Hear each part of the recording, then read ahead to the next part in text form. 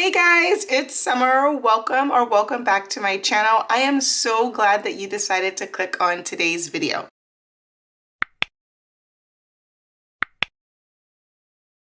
In today's video, I am going to be showing you how I budgeted my March 31st paycheck, as well as showing you how to create a monthly budget. But you can use this same process to create a weekly or bi-weekly budget. If you are new, welcome. My name is Summer and I'm currently on a financial journey to pay off all of my debt while saving money at the same time. I do budget using a zero-based budget and with the help of the cash envelope system, and I am currently paying off my debt using the avalanche method. Here on my channel, I am documenting my journey to financial freedom, and I make videos on budgeting, paying off debt, saving money, and pretty much anything money related. If that's content that you're interested in, go ahead and give this video a thumbs up and definitely consider hitting that subscribe button to join me on my financial journey. I would love to have you become a part of the family. If you are a returning subscriber, thank you so much for coming back and joining me for another video. I truly appreciate your support. So let's go ahead and get into today's video. So in today's video, like I was saying, I am going to be showing you how I budgeted my March 31st paycheck. I am a salary employee who gets paid once a month on the last working day of the month. And because I get paid once a month, I do budget for the entire month. But if you get paid weekly or bi-weekly, I would highly recommend budgeting by paycheck. Here on my channel, I do share with you my real numbers. I am a teacher, so my income is public record. So I do go ahead and share all of my real numbers with you on my channel. So if you are new to creating a budget, the first thing that you want to do is you want to list all of your income sources. That way you can get your income total.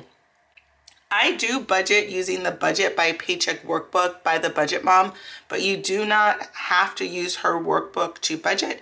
You can budget just using a pen and piece of paper, or there's several other budget templates you can find on the internet or purchase off of Etsy. I just really like the Budget Mom's products because I find that they are very detailed and they help me to stay organized and on track with my finances. So I've gone ahead and listed my income sources. I have my teacher salary split up into two accounts. The majority of my teacher income goes into my checking account. So my checking account got $8,992.12. And then I do put $400 a month into a summer savings account. The summer savings account is a special savings account for teachers that accumulates a little bit more interest than a typical savings account. So this savings account accumulates 6% interest, which is really good. So I like to put $400 in that account every month. In that account, you are allowed to put up to $2,000 in it a month. One day I would love to be able to put the full $2,000, but right now I'm only able to put $400. And then I also receive about $500 of other income a month. So the next thing that you want to do after you list all of your income sources is you want to add up all of your income sources to get your income total. So if I add up my teacher's salary plus my other income, my income total comes to $9,892.12. Now that I have my income total, the next thing that I have to do is I have to budget for my fixed expenses. Fixed expenses are expenses that tend to stay the same every month. So if you are budgeting along with me right now, you want to go ahead and list your fixed expenses. Fixed expenses are going to be those expenses that don't change much month to month. I have the following fixed expenses. I will go ahead and go over that now. My mortgage is $3,927.97. SDG&E, which is my electricity, is $145.12. My cell phone for my son and I is $143.06 a month. My internet is $59.95. I do have an Insta Ink subscription, which is ink for my printer. That is $6.45 a month. I do pay for extra storage on my cell phone, and that is $3.99 a month. I do have an Epidemic Sound subscription, which is $15. I do have a car wash subscription for unlimited car washes, and that is $29.95 a month. USAA, which is for my car insurance and homeowners insurance, is $116.28. Banfield, which is a medical doggy plan for my dog, is $59.95. My son does participate in Kung Fu. His Kung Fu lessons are $249 a month. He also takes piano lessons. His piano lessons are $105 a month. I do have a Orange Theory membership. That is my gym membership, which is $169 a month. I also have a wine membership to a local winery in my city, and that is $89.95 a month. My Peloton subscription is $44 a month. I do have Sparkletts water delivered to my house every month, and that is $43.95. I also invest with American Funds every month, and that is, I invest $150. And then Affirm is for my Peloton spin bike. I'm still paying that off. That is $62.03 a month. I do have some other fixed expenses, but I did run out of lines, so I had to write those expenses on this Post-it.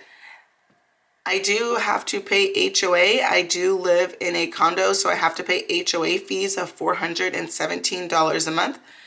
I am paying off my Apple cell phone. That is $51.15 a month. And this is a new one, School First.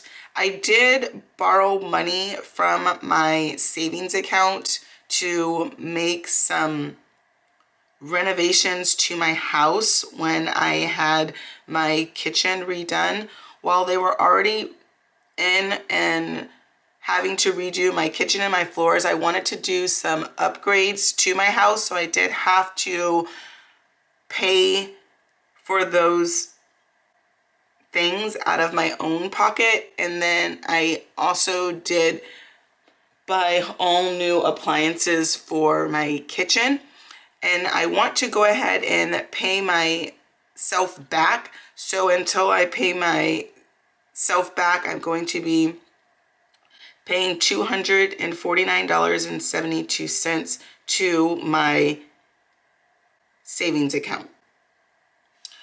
So now that I've listed all of my fixed expenses, in order to get my bill total is I need to add up all of my fixed expenses to get my bill total. So if you're budgeting along with me, now what you want to do is you want to go ahead and add up your fixed expenses to get your bill total. On my Paycheck budget tracker, it does have a place for you to list the date that your bills are due. I personally do not list the date. I do not use my Paycheck budget tracker to track my bills. I do use a monthly calendar to track when my bills are due, and then I check them off as I pay them. That works for me. So I don't fill out the date, but if you would like to fill out the date, you can. So when I add up all of my fixed expenses, my bill total comes to $6,138.52 for the month. So in order to get my leftover amount, how much money I have left over after paying all my fixed expenses, I have to take my income total of $9,892.12 and subtract my bill total of $6,138.52. And then that means I'm left over with $3,753.60. The next thing that you want to budget for when creating your budget next is your variable expenses. Variable expenses are expenses that tend to vary and change month to month. My variable expenses will change depending on what I have going on, and sometimes they do change depending on other financial goals that I might have. My variable expenses are my cash envelopes that I keep in my wallet. I have the following variable expenses: food, gas, household, miscellaneous, self-care, and guilt-free. So after paying all of my fixed expenses, I'm left with $3,753.60. For my variable expenses, food is going to get $500, gas is going to get $300, household is going to get $75, miscellaneous is going to get $75, self-care is going to get $300, and guilt-free is going to get $50. Now that I have all of my variable expenses, I need to add up my variable expenses to figure out my envelope total. So when I add up all of my variable expenses, my envelope total comes out to $1,300. Now that I know my envelope total is $1,300, I need to see how much money I'm left with after paying my fixed expenses and budgeting for my variable expenses. So if I take $3,753.60 and subtract my envelope total of $1,300, that means I'm left over with $2,453.60. The next thing that you want to budget for is your sinking funds. Sinking funds are extra savings that you are saving for throughout the year. So it's where you save a little bit of money each month or throughout the year to cover an expense that you know is going to be coming up. This month, I am going to be budgeting for my property taxes. My property taxes is included in my mortgage of $3,927.97. However, because I just bought my house in December and the value of my house did increase a lot since the previous owner bought the house. So in January, at the end of January, I did receive a property tax bill that is for the increased property taxes due to the increased amount of my house. So since I bought my house a lot more than the previous owner, the property taxes did go up. So I did receive a bill for $1,885.74. So I'm going to be adding that to my budget. This is going to be due the second week in April, so I just want to make sure that I have that money.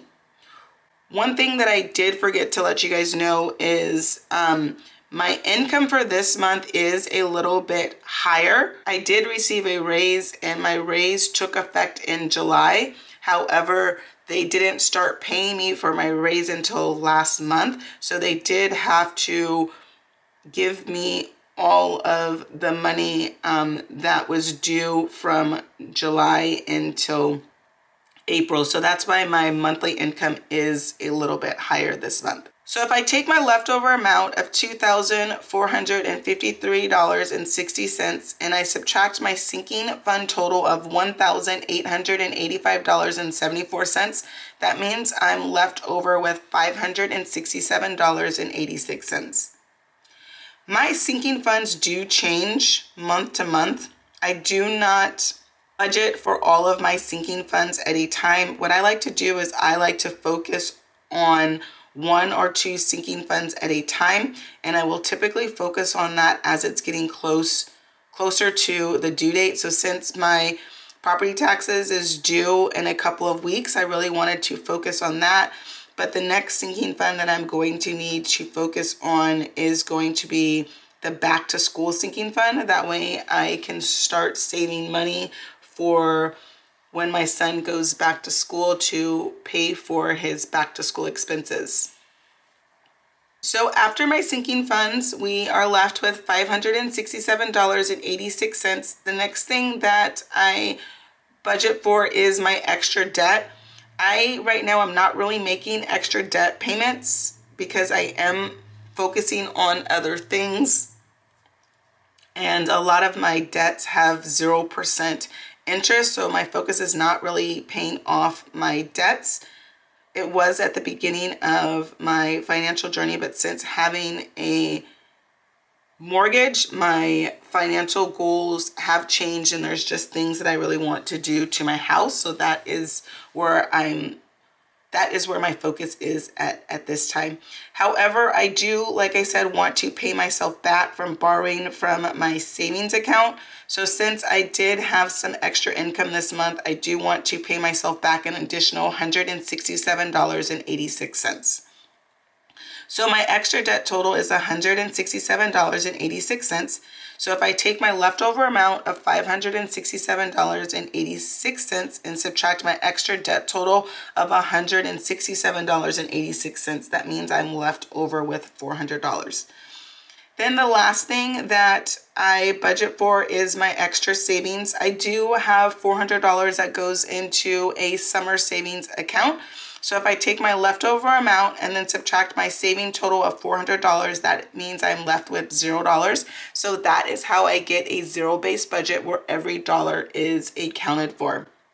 And to check to make sure you have a zero-based budget, if you take your income total minus your bill total, minus your envelope total, minus your sinking fund total, minus your extra debt total, minus your extra savings total, you should be left with $0.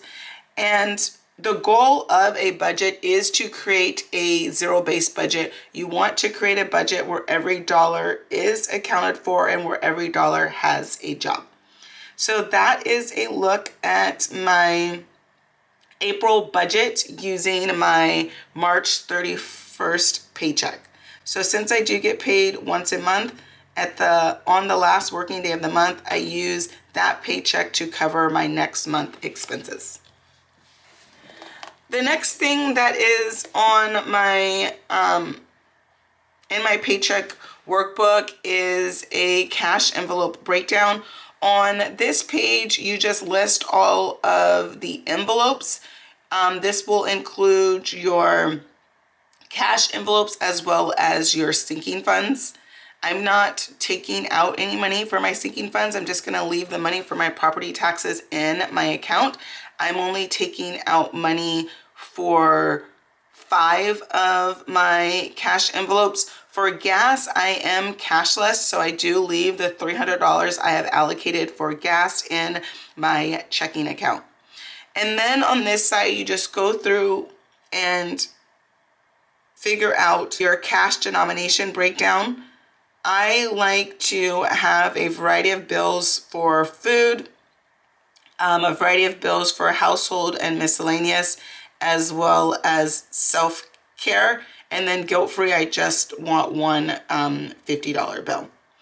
And then what I do is I fill out the sheet and then I count the total and the total value, and then I will copy this information onto a Post-it and then take to the bank. That way the bank knows how much money I want to take out, as well as the cash denomination breakdown that I would like. Well, that is a look at my April budget using my March 31st paycheck. I really hope that you guys enjoyed this video. If you enjoyed this video, go ahead and give it a thumbs up. Definitely consider hitting that subscribe button to join me on my financial journey. I would love to have you become a part of the family. Well, I hope you guys have an amazing day, and I look forward to seeing you in my next video, which is going to be a cash stuffing, where I will be stuffing my cash envelopes for the month of April. But before you go, don't forget to like, comment, and subscribe. It definitely helps out my channel, and I truly appreciate your support.